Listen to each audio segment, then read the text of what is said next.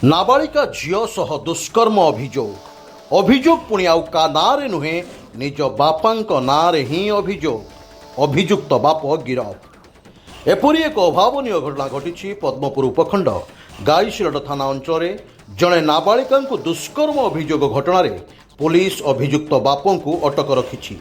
सूचना प्राप्त खबर अनुजाई गाईशिलट थाना ब्राह्मणमाला अंचल जड़े महिला तांको स्वामी नारे निज नाबालिका झील सह असादाचरण और दुष्कर्म नहीं गाईशिलट थाना अभियोग करथिले।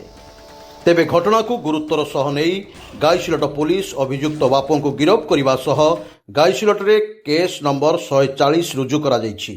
भारतीय न्याय संहिता और पुस्को आईन संपृक्त धारा मामला रुजु करी अभियुक्तों को डाक्तरी मईना पठाई सूचना मिली। बरगड़ू आलोक साहू रिपोर्ट, स्वतंत्र ओडिशा लाइव।